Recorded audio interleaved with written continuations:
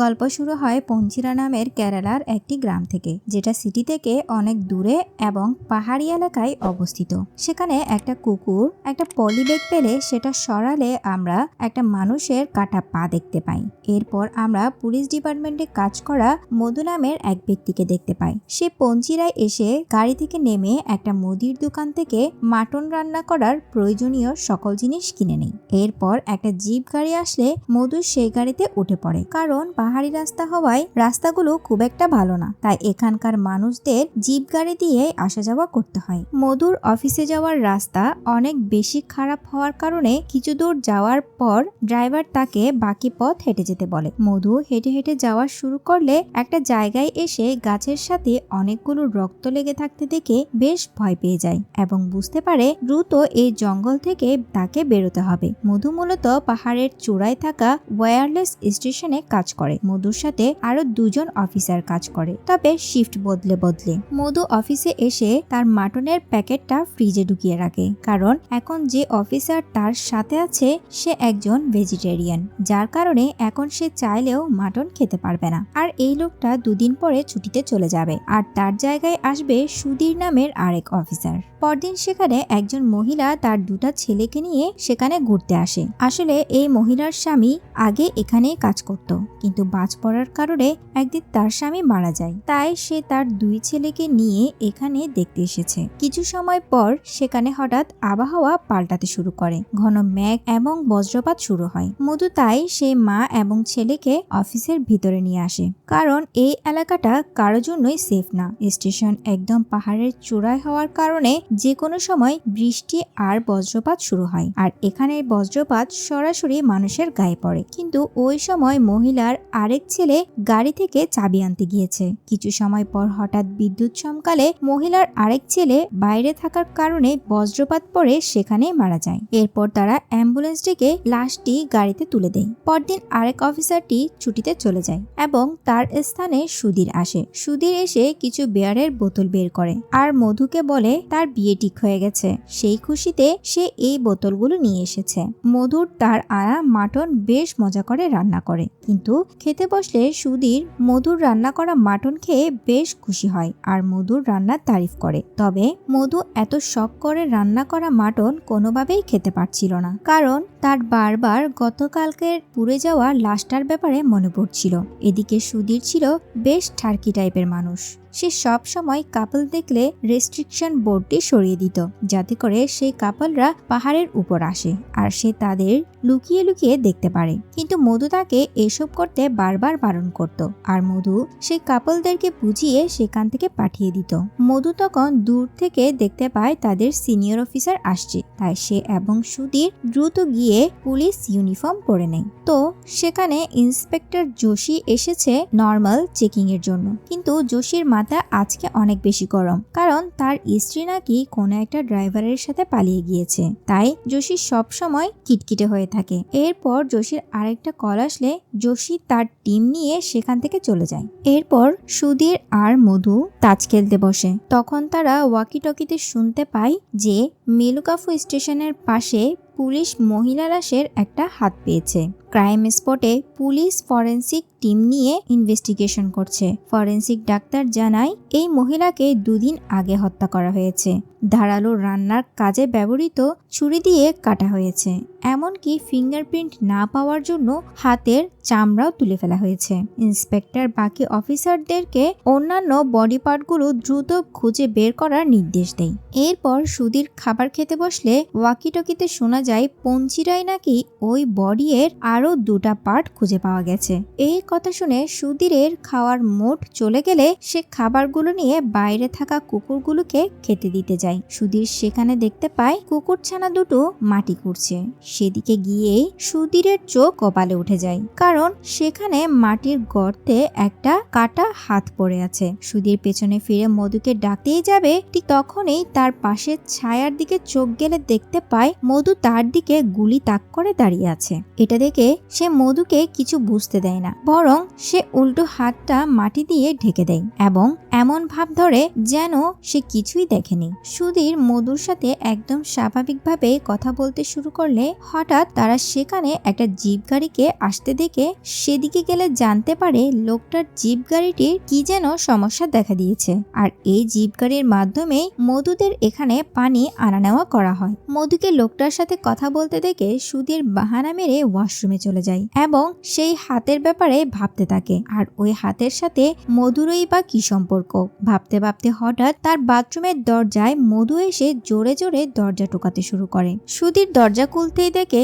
মধু তার জন্য পানি নিয়ে এসেছে। তাড়াহুড়ার মধ্যে সে পানি নিতেই ভুলে গেছে। সুধীর স্পষ্ট বুঝতে পারছে মধুর সাথে এই খুনের কোনো না কোনো সম্পর্ক রয়েছে। এরপর ওয়াশরুম থেকে বের হলে মধু সুধীরকে জোর করে তাজ খেলতে বসালে সে জেনারেটর অন করার অজুহাত দেখিয়ে তার মোবাইলটা নিয়ে বেরিয়ে যায়। কিন্তু ব্যাপারটা মধু বুঝে গেলে সেও চালাকি করে বাইরে এসে সুধীরকে বলে তার ফোনটা দিতে, কারণ মধুর মোবাইলের নাকি নেটওয়ার্ক কাজ করছে না। সুধীর অসহায়ের মতো উপায় দেখতে না পেয়ে মোবাইল দিয়ে দেয়। মোবাইল নিয়ে মধু লুকিয়ে সিম বের করে সেটা ভেঙে ফেলে যাতে সুধীর কারোর সাথে যোগাযোগ করতে না পারে। এরপর মধু একটা কাজে বের হলে সুধীর ওয়াকিটকিতে কারোর সাহায্য পাওয়ার জন্য যোগাযোগ করার চেষ্টা করে, কিন্তু পরে সুধীর খেয়াল করে পাশে ওয়াকিটকিটি নেই, কারণ সেটা মধু চালাকি করে তার সাথে নিয়ে গেছে যাতে করে সুধীর কারোর সাথে যোগাযোগ করতে না পারে। তাই এতক্ষণ সুধীর যে কথাগুলো বলেছে সেগুলো সব মধু শুনে ফেলেছে। এদিকে সুধীরও বিষয়টা বুঝতে পেরে সে স্টেশনের ওয়াকিটকি এর মেইন সুইচটা বন্ধ করে দেয় যাতে করে মেইন স্টেশন থেকে কেউ একজন এখানে এসে কি হয়েছে সেটা জানতে চায়। কিন্তু এই বিষয়টাও মধু বুঝতে পারে। সে আবার রুমে এসে সুইচটা অন করে দেয়, কিন্তু এতক্ষণে রেডিও এর অফ থাকার বিষয়টা মেইন পুলিশ স্টেশনে জেনে যায়, যার কারণে পুলিশ ইন্সপেক্টর যোশী মধুদের স্টেশনের দিকে আসে। কিন্তু মধু ইন্সপেক্টর যোশীকে আসতে দেখে ফেলে। একটু পর যোশী এসে পৌঁছালে সেখানে কোথাও সুধীরকে দেখতে পায় না। যোশী মধুর কাছে সুধীর ব্যাপারে জানতে চাইলে মধু বলে সে নিচে পানি আনতে গিয়েছে। এরপর যোশী বের হয়ে একটা জায়গায় বাথরুম করতে গেলে মধু পেছন থেকে এসে বলে গতকাল রাতে এখানে একটা সাপ পাওয়া গেছে, তাই সেদিকে না যাওয়াই ভালো। এই কথা শুনে যোশী চলে গেলে আমরা দেখতে পাই একটু নিচেই সুধীরকে মধু হাত পা মুখ বেঁধে ফেলে রেখেছে। এদিকে কিছু সময় পর যোশীর ওয়াকিটকিতে শোনা যায় সেই মৃত মহিলার মোবাইল পাওয়া গেছে। তাই যোশী দ্রুত সেখান থেকে বেরিয়ে পড়ে। এরপর মধু গিয়ে সুধীরের হাত পায়ের বাঁধন খুলে দিলে সুধীর সুযোগ বুঝে মধুকে ধাক্কা মেরে সেখান থেকে পালিয়ে যাওয়ার চেষ্টা করে, কিন্তু শেষমেশ মধু তাকে ধরে ফেলে আর তাকে আবারও সেই স্টেশন রুমে নিয়ে আসে। এদিকে পুলিশ সেই মহিলার মোবাইল থেকে বেশ কিছু তথ্য বের করে জানতে পারে যে এই মহিলার নাম অমৃতা। অমৃতা একজন স্কুল শিক্ষিকা এবং তার স্বামী পঞ্চিরা পুলিশ স্টেশনের অফিসার নাম মধু, আর তাদের মধ্যে বেশ কিছুদিন ধরে ঝামেলা চলছে। এরপর আমরা সুধীর এবং মধুকে দেখতে পাই যেখানে সুধীরের মনে হাজার হাজার প্রশ্ন ঘুরপাক খাচ্ছে। এক পর্যায়ে সুধীর মধুর কাছে জানতে চায় তাদের স্টেশনের পাশে সেই কাটা হাতটা কোথা থেকে এলো এবং এর সাথে মধুর কি সম্পর্ক। মধু তাকে সরাসরি বলে যে সে কোনো খুন করেনি, তবে এই কাটা হাতটা তার স্ত্রী অমৃতার। এই কথা শুনে সুধীর বেশ চমকে যায়। এরপর মধু তাকে আসল কাহিনী বলতে শুরু করে। আসলে মধু আর অমৃতার বিয়ের পর থেকে তারা তাদের সেক্সুয়াল লাইফ নিয়ে কিছু সমস্যার সম্মুখীন হচ্ছে। এই বিষয় নিয়ে তারা ডাক্তার দেখালেও সেটা ঠিক হয় না, যার কারণে তার স্ত্রী অমৃতা পরকীয়াতে জড়িয়ে পড়ে। এই ব্যাপারগুলো মধু খুব ভালো করে জানতো, কিন্তু সে তার স্ত্রীকে অনেক ভালোবাসতে বিদায় কিছু বলতো না। কিন্তু একদিন মধু ছুটিতে বাড়ি ফিরে থেকে অমৃতা আত্মহত্যা করেছে। অমৃতার ঝুলন্ত দেহ দেখে মধু একেবারে ভেঙে পড়ে। সেখানে থাকা একটা সুইসাইড নোট দেখে জানতে পারে যে অমৃতার একটা ছেলের সাথে সম্পর্ক ছিল, যার কারণে অমৃতা এখন প্রেগনেন্ট। তাই সে চেয়েছিল মধুকে ডিভোর্স দিয়ে সেই ছেলেটিকে বিয়ে করবে, কিন্তু ছেলেটা এখন তাকে আর মেনে নিতে চায় না। ছেলেটা শুধুমাত্র অমৃতার শরীরকে ভালোবেসেছে। এইসব জেনে মধুর অনেক খারাপ লাগে, কারণ সে অমৃতাকে সেই খুশিটুকু দিতে পারেনি। এরপর মধু অমৃতার মোবাইল থেকে সুধীর সম্পর্কে জানতে পারে, মানে অমৃতার সাথে সুধীরের সম্পর্ক ছিল। তখন থেকে সে সিদ্ধান্ত নেয় যে সে সুধীরকে কোনোভাবে মাফ করবে না এবং তার স্ত্রীর মৃত্যুর প্রতিশোধ নেবে। এরপর মধু অমৃতার লাশটাকে কয়েক টুকরো করে বিভিন্ন জায়গায় ফেলে দেয়, কিন্তু একটা টুকরো নিজের কাছে রেখে দেয়। এই সব কথা শুনে সুধীর একেবারে থ হয়ে যায়। এরপর মধু বলে, সেই ছেলেটি যেহেতু অমৃতার শরীরকে খুব ভালোবেসেছিল, তাই আমি সেই ছেলেটিকে খাওয়ানোর জন্যই সে একটা টুকরো মাংস রেখে দিয়েছিলাম। এই কথা শুনে সুধীর বুঝে যায় এখানে মধু কার কথা বলছে এবং কোন মাংসের কথা বলছে। সুধীর বুঝতে পারে এতদিন সে যে মাটনের মাংস স্বাদ করে খাচ্ছিল সেটা আসলে অমৃতার মাংস। এই কথা বুঝতে পেরেই সুধীর বমি করতে শুরু করে। অন্যদিকে পুলিশ অমৃতার মোবাইলের মাধ্যমে সুধীর এবং অমৃতার মধ্যকার সম্পর্কের কথাও জানতে পারে। এই কথা জানতে পেরে পুলিশের একটা গাড়ি মধু আর সুধীরের স্টেশনের উদ্দেশ্যে রওনা দেয়। এদিকে আমরা দেখতে পাই ভারী বৃষ্টিপাতের মধ্যে মধু সুধীরকে কাটা তারের জালের সাথে বেঁধে রেখেছে।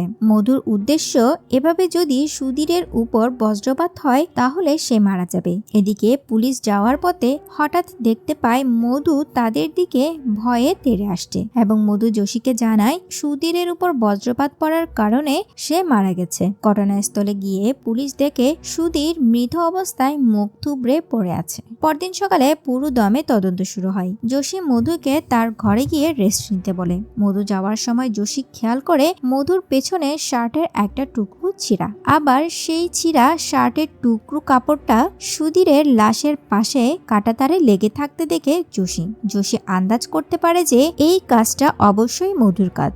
মধুই সুধীরকে হত্যা করেছে। কিন্তু যোশী এখানে মধুকে আর আটকায় না, আর মধু বাড়ির দিকে এগিয়ে যায়। এরপর যোশী তার সিনিয়র অফিসারকে ফোন দিয়ে জানায় যে সুধীর বজ্রপাত পড়ার কারণে মারা গিয়েছে, আর তার লাশের আশেপাশে কোনো অনাকাঙ্ক্ষিত ঘটনা ঘটার কোনো চিহ্ন তারা খুঁজে পায়নি, তাই এটা স্বাভাবিক মৃত্যুই ধরা হয়েছে। আর মুভিটি এখানে শেষ হয়। আসলে এখানে পুলিশ যখন জানতে পারে যে অমৃতা সুধীর দ্বারা প্রেগনেন্ট, পুলিশের সন্দেহ সুধীরের দিকে চলে যায়, কারণ সুধীর এই সন্তানকে মেনে নিতে চাচ্ছিল না। তারা মনে করে হয়তো সুধীর নিজের দোষ লুকানোর জন্য অমৃতাকে হত্যা করেছে। কিন্তু যোশী যখন কাপড়ের টুকরোটি পায় তখন যোশী বিষয়টা বুঝতে পারে, কিন্তু তার স্ত্রীও তাকে ধোঁকা দিয়ে পরকীয়া করে পালিয়ে যাওয়ার কারণে সে মধুর কষ্টটা বুঝতে পারছিল, তাই সে মধুকে আর কিছু বলে না এবং বিষয়টা লুকিয়ে ফেলে। তো ভিউয়ার্স, মুভিটি কেমন লেগেছে কমেন্ট বক্সে জানাতে ভুলবেন না। আজকের মতো এখানেই বিদায় নিচ্ছি।